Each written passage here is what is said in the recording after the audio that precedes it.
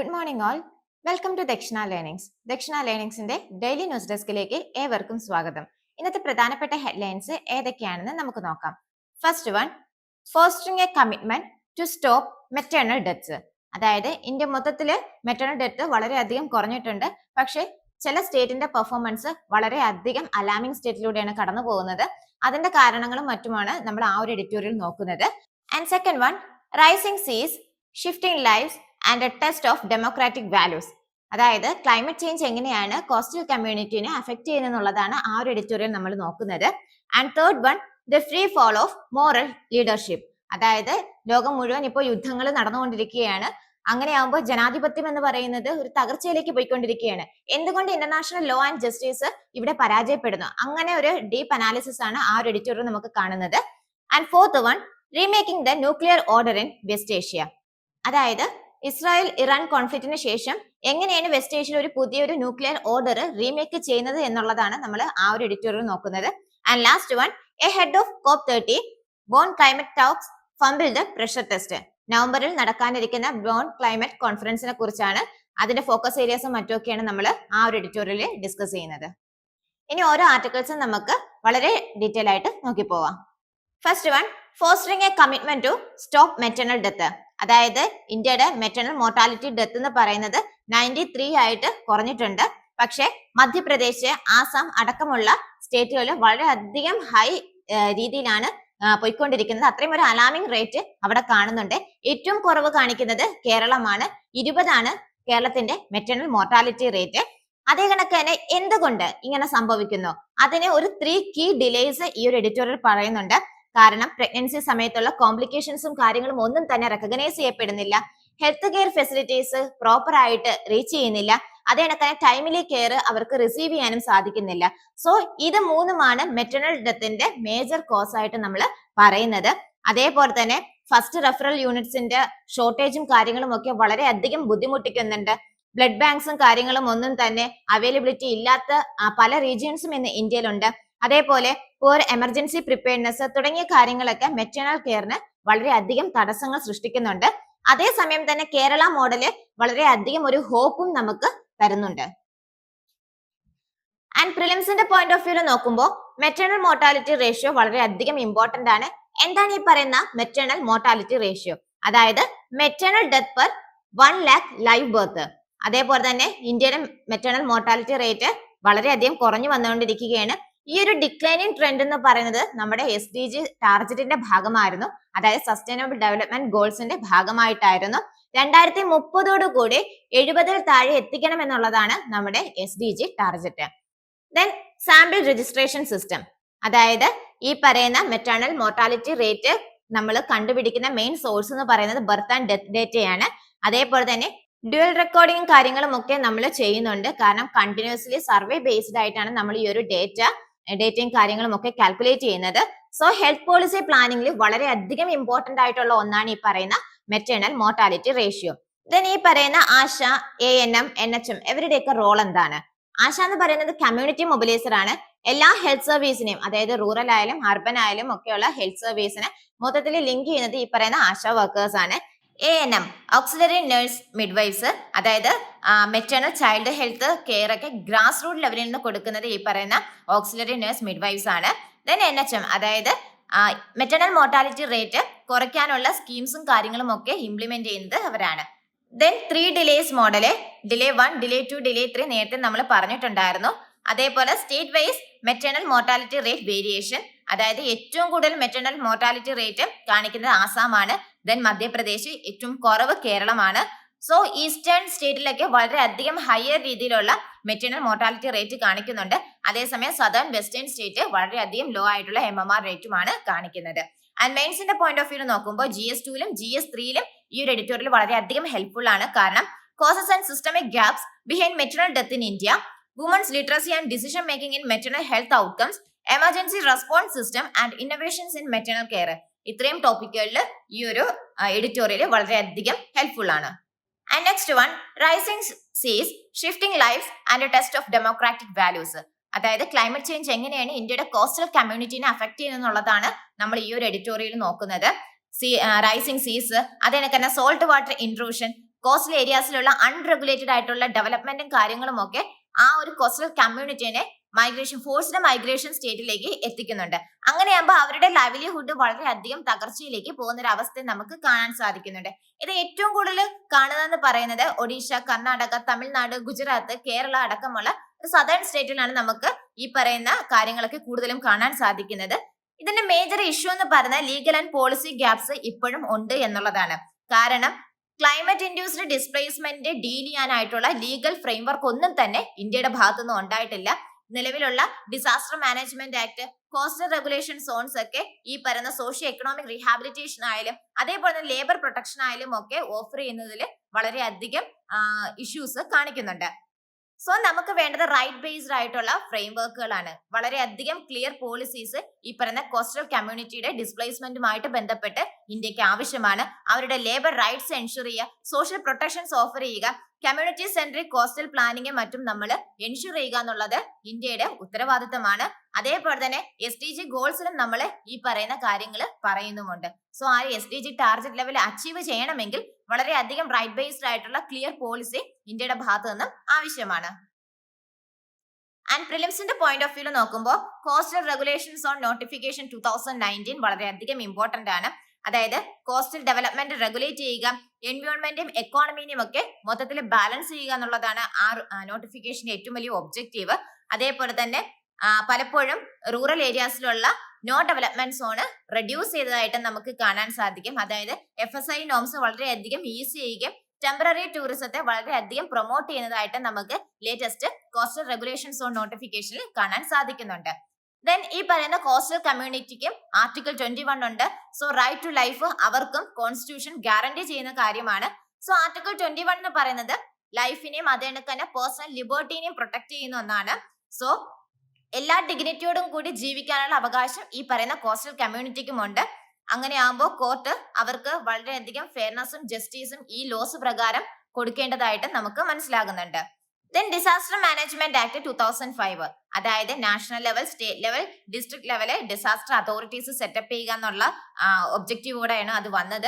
അത് കണക്ക് തന്നെ പ്രിവെൻഷൻ, പ്രിപ്പയർനെസ്, റെസ്പോൺസ്, റിക്കവറി ഇത്രയും കാര്യങ്ങളാണ് ഡിസാസ്റ്ററിന്റെ കേസിൽ അവർ ഡീൽ ചെയ്യുന്നത്. ഡിസാസ്റ്റർ റിലീഫ് അതേപോലെ തന്നെ റീഹാബിലിറ്റേഷൻ തുടങ്ങിയ കാര്യങ്ങൾക്കുള്ള ഫണ്ട് പ്രൊവൈഡ് ചെയ്യുന്നത് ഈ പറയുന്ന ഡിസാസ്റ്റർ മാനേജ്മെന്റ് ആക്ട് 2005 അണ്ടറിലാണ്. NAPCC and state action plans, അതായത് NAPCC 8 മിഷൻസ് ആയിരുന്നു കൊണ്ടുവന്നിട്ടുണ്ടായിരുന്നത്. ക്ലൈമറ്റ് മിറ്റിഗേഷനും അഡാപ്റ്റേഷനും ഒക്കെ കാര്യങ്ങൾക്ക് വേണ്ടിയിട്ടായിരുന്നു. സോ സ്റ്റേറ്റ് ഈ ഒരു NAPCCയുടെ വാല്യൂസുമായിട്ട് അലൈൻ ചെയ്ത് സ്റ്റേറ്റ് ആക്ഷൻ പ്ലാൻസും മറ്റും ഉണ്ടാക്കേണ്ടിയിരിക്കുന്നു. സോ സെക്ടറൽ അഡാപ്റ്റേഷനും മിറ്റിഗേഷനും ഒക്കെയാണ് സ്റ്റേറ്റ് അവിടെ കൂടുതലും ഫോക്കസ് ചെയ്യുന്നത്. ദെൻ ഇതുമായിട്ട് ബന്ധപ്പെട്ടിട്ടുള്ള സുപ്രീം കോർട്ട് കേസ് ഏതായിരുന്നു? MC മെഹ്ത്ത കേസ് 1987 അതായത് ഹസാഡസ് ഇൻഡസ്ട്രീസിന് അബ്സല്യൂട്ട് ലയബിലിറ്റി എസ്റ്റാബ്ലിഷ് ചെയ്ത് കൊണ്ടുവന്നിട്ടുള്ള ഒരു വിധിയായിരുന്നു MC മെഹ്ത്ത കേസിൽ ഉണ്ടായിരുന്നത്. പൊല്യൂട്ടർ പേസ് പ്രിൻസിപ്പിളും കാര്യങ്ങളും ഒക്കെ ആ ഒരു ടൈമിൽ എത്രത്തോളം ചർച്ചയാക്കപ്പെട്ടതും ഈ പറയുന്ന MC മെഹ്ത്ത കേസിലായിരുന്നു. ആൻഡ് മെയിൻസിന്റെ പോയിന്റ് ഓഫ് വ്യൂ നോക്കുമ്പോൾ GS2, GS1, GS3 ഈ ഒരു എഡിറ്റോറിയൽ വളരെയധികം ഹെൽപ്ഫുൾ ആണ്. കാരണം challenges of rehabilitation and inclusion of displaced population, impact of climate change in coastal ecosystem and communities, coastal degradation due to development and CRC policy dilution, ഇത്രയും ടോപ്പിക്കുകളിൽ ഈ editorial വളരെയധികം important ആണ്. And next one, the free fall of moral leadership, അതായത് ലോകം മൊത്തത്തിൽ തന്നെ ഒരു കോൺഫ്ലിക്ട് സ്റ്റേറ്റിലൂടെ കടന്നു പോയിക്കൊണ്ടിരിക്കുന്നത്. Russia Ukraine, Gaza issues, Iran Israel issues, ഈ കാര്യങ്ങളൊക്കെ തന്നെ ഡെമോക്രസിനെ വളരെയധികം തകർച്ചയിലേക്ക് എത്തിക്കുന്ന ഒരു സ്റ്റേറ്റ് ആണ് നമ്മൾ കാണുന്നത്. അങ്ങനെയാകുമ്പോൾ എന്തുകൊണ്ട് ഇന്റർനാഷണൽ ലോ ആൻഡ് ജസ്റ്റിസ് ഇവിടെ പരാജയപ്പെടുന്നു? ആ ഒരു അനാലിസിസ് ആണ് ഈ ഒരു എഡിറ്റോറിയൽ നമുക്ക് കാണാൻ സാധിക്കുന്നത്. സോ വളരെയധികം പ്രിൻസിപ്പിൾഡ് ആയിട്ടുള്ള ജസ്റ്റിസ് ഡ്രിവൺ ആയിട്ടുള്ള ലീഡർഷിപ്പ് ആണ് നമുക്ക് ആവശ്യം. കാരണം നമ്മൾ കൂടുതലും ജസ്റ്റിസിനാണ് പ്രയോറിറ്റി കൊടുക്കേണ്ടത്. ഹ്യൂമൻ ഡിഗ്നിറ്റി, പീസ് തുടങ്ങിയ കാര്യങ്ങൾക്കാണ് ലോകമെമ്പാടുമുള്ള ജനത ഏറ്റവും കൂടുതൽ ആഗ്രഹിക്കുന്നത്. സോ അവിടെയാണ് മഹാത്മാഗാന്ധി അടക്കമുള്ള ലീഡേഴ്സിന്റെ വാല്യൂ നമുക്ക് മനസ്സിലാകുന്നത്. സോ ഇന്ത്യയുടെ റോള് ഇവിടെ എന്താണ്? കാരണം ഇന്ത്യ എന്ന് പറയുന്നത് വളരെയധികം ഗ്ലോബൽ പീസിനെ പ്രൊമോട്ട് ചെയ്യുന്ന ഒരു രാജ്യമാണ്. സോ സ്വന്തം സ്ട്രാറ്റജിക് ഓട്ടോണോമിയും ഡെമോക്രാറ്റിക് വാല്യൂസിലും നിലനിന്നുകൊണ്ട് തന്നെ ഇന്ത്യ ആ ഒരു ഗ്ലോബൽ പീസിന് വേണ്ടിയിട്ടുള്ള കാര്യങ്ങൾ പ്രൊമോട്ട് ചെയ്യണം എന്നുള്ളതാണ് ഈ ഒരു എഡിറ്റോറിയൽ നമുക്ക് കാണാൻ പറ്റുന്നത്. ദെൻ പ്രിലിംസിന്റെ പോയിന്റ് ഓഫ് വ്യൂ നോക്കുമ്പോൾ വസുദൈവ കുടുംബകം, അതായത് ഇന്ത്യയുടെ സിവിലൈസേഷൻ എത്തോസ് ആണത്. അതായത് ലോകം മൊത്തം ഒരൊറ്റ കുടുംബം എന്നുള്ള രീതിയിൽ നമ്മൾ മുന്നോട്ട് വെച്ച ആശയമായിരുന്നു.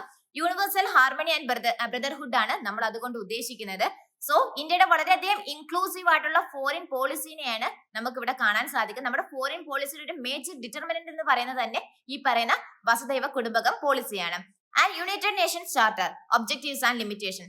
എന്തായിരുന്നു ഈ പറയുന്ന യുണൈറ്റഡ് നേഷൻ ചാർട്ടറിന്റെ മേജർ ഒബ്ജക്റ്റീവ്?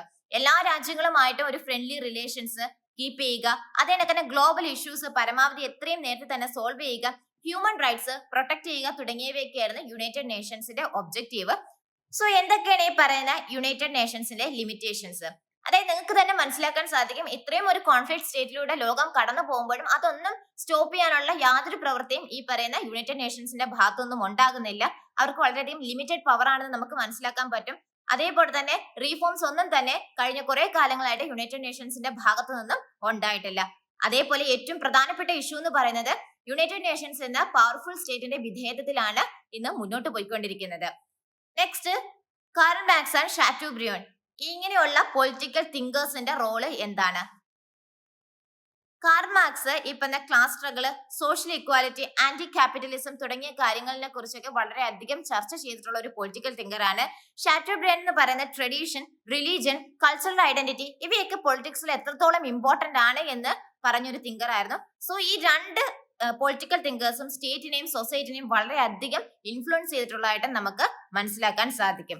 ദെൻ ഇന്ത്യയുടെ നോൺ അലൈൻമെന്റും അതേപോലെ തന്നെ സ്ട്രാറ്റജിക് ഓട്ടോണോമിയും എത്രത്തോളം ഇമ്പോർട്ടന്റ് ആണ്? ഇന്ത്യയുടെ നോൺ അലൈൻമെന്റ് എന്ന് പറയുന്നത് അന്നത്തെ ടൈമിൽ, അതായത് USSRമായിട്ടോ അതേപോലെ തന്നെ അമേരിക്കയുമായിട്ടോ യാതൊരു തരത്തിലും അലയൻസ് ഉണ്ടാകില്ല എന്നുള്ള രീതിയിലായിരുന്നു നമ്മൾ നോൺ അലൈൻമെന്റ് മുന്നോട്ട് വെച്ചിട്ടുണ്ടായിരുന്നത്. രണ്ട് പവർ ബ്ലോക്സിനെ നമ്മൾ സപ്പോർട്ട് ചെയ്യുന്നുണ്ടായിരുന്നില്ല. സോ ആ ഒരു രീതി തന്നെയാണ് സ്റ്റിൽ ഇന്ത്യ ഫോളോ ചെയ്യുന്നത്. സ്ട്രാറ്റജിക് ഓട്ടോണോമി വളരെയധികം ഇമ്പോർട്ടന്റ് ആണ് നമുക്ക്. കാരണം ഫോറിൻ പോളിസി ഡിസിഷൻസ് ഇംപ്ലിമെന്റ് ചെയ്യുമ്പോൾ നമ്മുടെ ഇൻഡിപെൻഡന്റ് നേച്ചറിൽ നിന്ന് തന്നെയാണ് നമ്മുടെ കാര്യങ്ങളൊക്കെ ഡീൽ ചെയ്യുന്നത്. സോ നമ്മൾ കൂടുതലും നമ്മുടെ ഫോറിൻ പോളിസിയിലായാലും മറ്റുമൊക്കെ സോവറിറ്റി, പീസ്, അതേപോലെ ബാലൻസ്ഡ് റിലേഷനുമാണ് നമ്മൾ കൊണ്ടുപോകാൻ ഉദ്ദേശിക്കുന്നത്.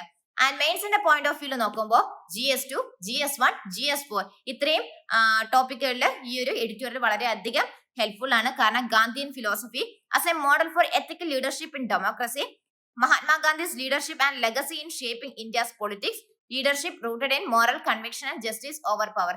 ഇത്രയും ടോപ്പിക്കുകളിൽ ഈ ഒരു എഡിറ്റോറിയൽ വളരെയധികം ഇമ്പോർട്ടന്റ് ആണ്. And next one, remaking the nuclear order in West Asia. അതായത് ഇസ്രായേൽ ഇറാൻ കോൺഫ്ലിക്റ്റ് എങ്ങനെയാണ് വെസ്റ്റ് ഏഷ്യയിൽ പുതിയൊരു ന്യൂക്ലിയർ ഓർഡർ റീമേക്ക് ചെയ്യുന്നതാണ് നമ്മൾ ഈ ഒരു എഡിറ്റോറിയൽ നോക്കുന്നത്.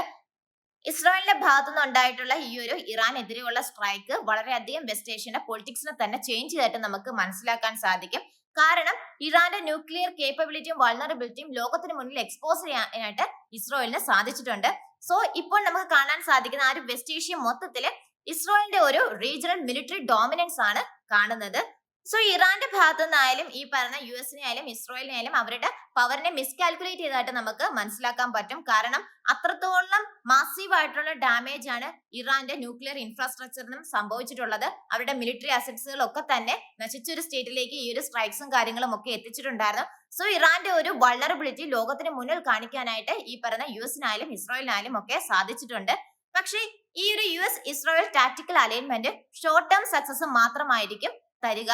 അതിനൊരു ലോങ് ടേം സക്സസ് നമുക്ക് ഒരിക്കലും പറയാൻ പറ്റില്ല. ലോങ് ടേം ആയിട്ട് നോക്കുമ്പോൾ ഒരു ഇൻസ്റ്റബിലിറ്റി വെസ്റ്റ് ഏഷ്യയിൽ മൊത്തത്തിൽ നമുക്ക് കാണാൻ സാധിക്കും. കാരണം ഇറാൻ ഇന്റർനാഷണൽ അറ്റോമിക് എനർജി ഏജൻസിയുടെ ആക്സസും മറ്റുമൊക്കെ ടെർമിനേറ്റ് ചെയ്യുന്ന ഒരു സ്റ്റേറ്റ് വരികയാണെങ്കിൽ ന്യൂക്ലിയർ ഡിപ്ലോമസി കുറെ കൂടെ കോംപ്ലക്സ് ആവുകയും അവിടുത്തെ ഒരു എസ്കലേഷൻ വളരെയധികം റൈസ് ചെയ്യുന്നതായിട്ട് നമുക്ക് കാണാൻ പറ്റും. ആൻഡ് പ്രിലിംസിന്റെ പോയിന്റ് ഓഫ് വ്യൂ നോക്കുമ്പോൾ joint comprehensive plan of action വളരെയധികം ഇമ്പോർട്ടന്റ് ആണ്. 2015 ഉണ്ടായിരുന്ന ഇറാനുമായിട്ടുണ്ടായിരുന്ന ന്യൂക്ലിയർ ഡീൽ ആയിരുന്നു അത്. ഇറാന്റെ യുറേനിയം എൻറിച്ച്മെന്റും കാര്യങ്ങളും ഒക്കെ ലിമിറ്റ് ചെയ്യുക, സ്റ്റോക്ക് വെയിലും മറ്റുമൊക്കെ ലിമിറ്റ് ചെയ്യുക എന്നുള്ളതായിരുന്നു ഈ പറഞ്ഞ joint comprehensive plan of action കൊണ്ട് ഉദ്ദേശിച്ചിരുന്നത്. ഇന്റർനാഷണൽ അറ്റോമിക് എനർജി ഏജൻസിയുടെ ഇൻസ്പെക്ഷൻസും കാര്യങ്ങളും ഒക്കെ ടൈമിലി അലോ ചെയ്യുക, അതേപോലെ തന്നെ റിലീഫിനും കാര്യങ്ങൾക്കുമുള്ള സാങ്ഷൻസും മറ്റുമൊക്കെ ആയിരുന്നു ഈ പറഞ്ഞ joint comprehensive plan of action ഡീലിൽ ഉണ്ടായിരുന്നത്. Then nuclear non proliferation treaty, അതായത് NPT ട്രീറ്റി. ന്യൂക്ലിയർ വെപ്പൺസിന്റെ സ്പ്രെഡ് പ്രിവെന്റ് ചെയ്യുക എന്നുള്ള ഉദ്ദേശത്തോടെയാണ് NPT ട്രീറ്റി വരുന്നത്. ലോകമെമ്പാടും തന്നെ വളരെയധികം പീസ്ഫുൾ ആയിട്ടുള്ള രീതിയിൽ ന്യൂക്ലിയർ എനർജീനെ യൂസ് ചെയ്യുക എന്നുള്ളതായിരുന്നു അതിന്റെ മേജർ ഒബ്ജക്റ്റീവ്. ഇത് 5 ന്യൂക്ലിയർ വെപ്പൺ സ്റ്റേറ്റുകളും അക്സെപ്റ്റ് ചെയ്തതായിട്ട് നമുക്ക് മനസ്സിലാക്കാൻ പറ്റും. ദെൻ എന്താണ് ഈ പറയുന്ന ഇന്റർനാഷണൽ അറ്റോമിക് എനർജി ഏജൻസിയുടെ റോളും പവേഴ്സും? ഗ്ലോബലി തന്നെ ന്യൂക്ലിയർ കാര്യങ്ങളൊക്കെ മോണിറ്റർ ചെയ്യും മറ്റുമൊക്കെ ചെയ്യുന്നത് ഈ പറയുന്ന IAEA ആണ്. അതേപോലെ തന്നെ ന്യൂക്ലിയർ സൈറ്റുകൾ ഇൻസ്പെക്ട് ചെയ്യുക, അവരുടെ ആക്ടിവിറ്റീസും മറ്റും വെരിഫൈ ചെയ്യുക, അതിന്റെ റിപ്പോർട്ട് UN സെക്യൂരിറ്റി കൗൺസിലും മറ്റുമൊക്കെ റിപ്പോർട്ട് ചെയ്യുക, അൺഡിക്ലെയർഡ് ആയിട്ടുള്ള സൈറ്റുകളൊക്കെ അസസ് ചെയ്യുക എന്നുള്ളത് ഈ പറയുന്ന ഇന്റർനാഷണൽ അറ്റോമിക് എനർജി ഏജൻസിയുടെ ഡ്യൂട്ടിയിൽ പെട്ടതാണ്. ദെൻ US യൂസ് ചെയ്ത GBU-57 ബങ്കർ ബസ്റ്റർ ബോംബ് എന്താണ്? ഇറാനെ ആക്രമിക്കാനായിട്ട് US യൂസ് ചെയ്തായിരുന്നു ഈ പറയുന്ന ബങ്കർ ബസ്റ്റർ ബോംബ്. വളരെയധികം ഡീപ്പായിട്ടുള്ള ഫോർട്ടിഫൈഡ് ആയിട്ടുള്ള ന്യൂക്ലിയർ ഫെസിലിറ്റീസിനെ ടാർഗറ്റ് ചെയ്യാനായിട്ടാണ് ഈ പറയുന്ന ബങ്കർ ബസ്റ്റർ ബോംബ് യൂസ് ചെയ്യുന്നത്. 13,000 കിലോഗ്രാമിലധികം ഭാരമുള്ള ഒന്നാണ് ഈ പറയുന്ന GBU-57 ബോംബ്. ആൻഡ് മെയിൻസിന്റെ പോയിന്റ് ഓഫ് വ്യൂ നോക്കുമ്പോൾ GS2ലും GS3ലും ഈ ഒരു എഡിറ്റോറിയൽ വളരെയധികം ഇമ്പോർട്ടന്റ് ആണ്. Shifting US policy dynamics in West Asia under Trump, consequence of military coercion and failed diplomacy in West Asia, emerging threats due to nuclear threshold state and proxy warfare. ഇത്രയും ടോപ്പിക്കുകളിൽ ഈ ഒരു editorial വളരെയധികം important ആണ്. And last one, ahead of COP30 Bonn climate talks fumble the pressure test. അതായത് നവംബറിൽ bone climate conference നടക്കാനിരിക്കുകയാണ്. So അതിന്റെ focus ഏരിയാസും മറ്റുമൊക്കെയാണ് ഈ ഒരു എഡിറ്റോറിയൽ നമ്മൾ കാണുന്നത്. സോ ഈ ഒരു ബോൺ ക്ലൈമറ്റ് കോൺഫറൻസ് എന്ന് പറഞ്ഞാൽ വളരെയധികം ഡീപ്പ് ഡിവൈഡ്സ് കാണിക്കുന്നുണ്ട്. അതായത് ഡെവലപ്ഡ് നേഷൻസും ഡെവലപ്പിംഗ് നേഷൻസുമായിട്ടുള്ള ഒരു ഡീപ്പ് ഡിവൈഡ്സ് നമുക്ക് കാണാൻ പറ്റുന്നുണ്ട്. ഏതൊക്കെ മേഖലകളിലാണ് ഈ പറയുന്ന ഒരു ഡീപ്പ് ഡിവൈഡ് കാണുന്നത്? Climate finance, equity, adaptation matrix, carbon border taxes തുടങ്ങിയ കാര്യങ്ങളിലേക്ക് വളരെ അധികം ഒരു ഇൻസ്റ്റെബിലിറ്റി അല്ലെങ്കിൽ ആ ഒരു ഡിവൈഡ് നമുക്ക് കാണാൻ പറ്റുന്നുണ്ട്. സോ ഇത്തവണത്തെ ഈ ഒരു കോൺഫറൻസിൽ നമ്മൾ കൂടുതലും കാണാൻ സാധിക്കുന്നത് ഈ പറയുന്ന global goal on adaptation and mitigation work പ്രോഗ്രാമുമായിട്ട് റിലേറ്റഡ് ആയിരിക്കും. അതേസമയം തന്നെ ഡെവലപ്പിംഗ് കൺട്രീസ് ഈ പറയുന്ന അവർക്ക് കൂടുതലായിട്ട് ക്ലൈമറ്റ് ഫൈനാൻസ് സപ്പോർട്ടും ഇക്വിറ്റിക്കും ഒക്കെ ആയിരിക്കും പുഷ് ചെയ്യുക. സോ ക്ലൈമറ്റ് ഫൈനാൻസ് എന്നുള്ളത് വളരെ അധികം ഒരു സെൻട്രൽ ഫ്രിക്ഷൻ പോയിന്റ് ആയിട്ട് മാറിക്കൊണ്ടിരിക്കുകയാണ്. കാരണം ഗ്രാന്റ് ബേസ്ഡ് ആയിട്ടുള്ള സപ്പോർട്ട്, ട്രാൻസ്പെറന്റ് ആയിട്ടുള്ള റിപ്പോർട്ടിംഗ് കാര്യങ്ങളിലൊക്കെ തന്നെ ഡിസഗ്രിമെന്റ്സും മറ്റും കാണുന്നുണ്ട്. സോ ഈ പറഞ്ഞ ക്ലൈമറ്റ് ഫൈനാൻസിലുള്ള സ്ട്രക്ചർ, സോഴ്സ്, ആ ഒരു ഫണ്ടിന്റെ അക്കൗണ്ടബിലിറ്റി കാര്യങ്ങളൊക്കെ തന്നെ ഇപ്പോഴും യാതൊരു രീതിയിലും ഒരു പ്രോഗ്രസും ഒന്നും തന്നെ ഉണ്ടായിട്ടില്ല. ആൻഡ് പ്രിലിംസിന്റെ പോയിന്റ് ഓഫ് വ്യൂ നോക്കുമ്പോൾ COP30 ഇമ്പോർട്ടന്റ് ആണ്. ബ്രസീലാണ് നടക്കുന്നത്. നവംബറിലാണ് ഇത് സ്റ്റാർട്ട് ചെയ്യാൻ പോകുന്നത്. So Paris agreement, adaptation, finance തുടങ്ങിയ കാര്യങ്ങളൊക്കെ ആയിരിക്കും ഇത്തവണത്തെ focus areas. Then global goal on adaptation, അതായത് ക്ലൈമറ്റ് അഡാപ്റ്റേഷന് വേണ്ടിയിട്ടുള്ള ഗ്ലോബൽ ടാർഗറ്റും മറ്റുമൊക്കെ സെറ്റ് ചെയ്യുക. സോ പ്രോഗ്രസ് എത്രത്തോളം ഉണ്ടെന്ന് അനാലിസിസ് നടത്തുക. ഫൈനാൻസും ഇംപ്ലിമെന്റേഷനും കാര്യങ്ങളും ഒക്കെ ഒരു ഡിബേറ്റ് സ്റ്റേജിലായിരിക്കും. അതിനൊരു സൊല്യൂഷൻ കണ്ടെത്താനുള്ളതായിരിക്കണം ഈ ഒരു ബോൺ കോൺഫറൻസിന്റെ major objective. Then Paris agreement എത്രത്തോളമാണ് ഈ ഒരു ബോൺ കോൺഫറൻസിൽ ഇമ്പോർട്ടന്റ്? ആർട്ടിക്കിൾ 9.1 ഈ പറയുന്ന ഡെവലപ്ഡ് നേഷൻസ് ഡെവലപ്പിംഗ് നേഷൻസിന് എങ്ങനെയാണ് ഫണ്ട് ചെയ്യേണ്ടത് തുടങ്ങിയ കാര്യങ്ങൾ പറയുന്നുണ്ട്. ദെൻ ആർട്ടിക്കിൾ 9.5 ഡെവലപ്ഡ് നേഷൻസ് അവരുടെ ഫൈനാൻസും മറ്റു കാര്യങ്ങളും ബൈനിയലി റിപ്പോർട്ട് ചെയ്യണം എന്നുള്ളതാണ് ആർട്ടിക്കിൾ 9.5 പറയുന്നത്. സോ ക്ലൈമറ്റ് ഫൈനാൻസിന്റെ ട്രാൻസ്പെറൻസി എൻഷുർ ചെയ്യുക എന്നുള്ളതാണ് പാരീസ് എഗ്രിമെന്റിലെ ഈ 2 ആർട്ടിക്കിൾ കൊണ്ടും ഉദ്ദേശിക്കുന്നത്. ദെൻ മിറ്റിഗേഷൻ വർക്ക് പ്രോഗ്രാം, അതായത് എല്ലാ രാജ്യങ്ങളെയും ഈ പറയുന്ന എമിഷൻസും മറ്റുമൊക്കെ എത്രയും പെട്ടെന്ന് തന്നെ കട്ട് ചെയ്യാനുള്ള സഹായങ്ങളും മറ്റുമൊക്കെ നൽകുക എന്നുള്ളതാണ് മിറ്റിഗേഷൻ വർക്ക് പ്രോഗ്രാമിന്റെ major objective. So global stock ടേക്കുമായിട്ട് ഇത് വളരെയധികം ലിങ്ക് ചെയ്യപ്പെട്ടിട്ടുണ്ട്. Then loss and damage fund, ഇത് വാസ മെക്കാനിസത്തിലും അതേണക്ക് തന്നെ സാന്റിയാഗോ നെറ്റ്വർക്കിലും ഒക്കെ കാണപ്പെട്ടതാണ്. സോ വാസ ഫ്രെയിംവർക്കിൽ ഈ പറയുന്ന ക്ലൈമറ്റ് ലോസ്, ഡാമേജ് തുടങ്ങിയ കാര്യങ്ങൾക്കുള്ള ഫ്രെയിംവർക്ക് ആയിരുന്നു ഇൻട്രൊഡ്യൂസ് ചെയ്തിട്ടുണ്ടായിരുന്നത്. സാന്റിയാഗോ നെറ്റ്വർക്കിൽ ഈ പറയുന്ന വൾണറബിൾ നേഷൻസിനുള്ള ടെക്നിക്കൽ എയ്ഡും കാര്യങ്ങളും എങ്ങനെ പ്രൊവൈഡ് ചെയ്യണം എന്നുള്ളതായിരുന്നു സാന്റിയാഗോ നെറ്റ്വർക്കിൽ കാണുന്നത്. സോ ക്ലൈമറ്റ് ജസ്റ്റിസും അതേണക്ക് തന്നെ ഫൈനാൻസും എത്രത്തോളം ഇമ്പോർട്ടന്റ് ആണ് എന്നുള്ളത് നമുക്ക് ഈ പറഞ്ഞ ലോസ് ആൻഡ് ഡാമേജ് ഫണ്ടിൽ നിന്ന് മനസ്സിലാക്കാൻ പറ്റും. Then carbon border adjustment mechanism, അതായത് കാർബൺ ഇന്റൻസീവ് ആയിട്ടുള്ള ഇമ്പോർട്ട്സിന് യൂറോപ്യൻ യൂണിയൻ ടാക്സ് ഏർപ്പെടുത്തുന്നുണ്ട്. അതേപോലെ കാർബൺ ലീക്കേജും കാര്യങ്ങളും ഒക്കെ പ്രിവെന്റ് ചെയ്യുക എന്നുള്ളതാണ് ഈ ഒരു കാർബൺ ബോർഡർ അഡ്ജസ്റ്റ്മെന്റ് മെക്കാനിസം കൊണ്ട് ഉദ്ദേശിക്കുന്നത്. മെയിൻസിന്റെ പോയിന്റ് ഓഫ് വ്യൂ നോക്കുമ്പോൾ GS2ലും GS3ലും ഈ ഒരു ന്യൂസ് വളരെയധികം ഇമ്പോർട്ടന്റ് ആണ്. Climate finance and equity under the Paris agreement, challenges in operationalizing global goal on adaptation, role of mitigation work programming achieving 1.5 degrees Celsius target. ഇത്രയും ടോപ്പിക്കുകളിൽ ഈ പറയുന്ന ബോൺ കോൺഫറൻസും അതിന്റെ ഒബ്ജക്റ്റീവ്സും ഫോക്കസ് ഏരിയാസും പിന്നീട് വരുന്ന ന്യൂസും കാര്യങ്ങളും ഒക്കെ തന്നെ വളരെ ഇമ്പോർട്ടന്റ് ആണ്. ഇന്ന് നമ്മൾ വളരെയധികം ഇമ്പോർട്ടന്റ് ആയിട്ടുള്ള എഡിറ്റോറിയൽസും ന്യൂസും ഒക്കെ ഡിസ്കസ് ചെയ്തിട്ടുണ്ട്. മറ്റൊരു ന്യൂസ് സെഷനുമായിട്ട് നാളെ നമുക്ക് കണ്ടുമുട്ടാം. താങ്ക്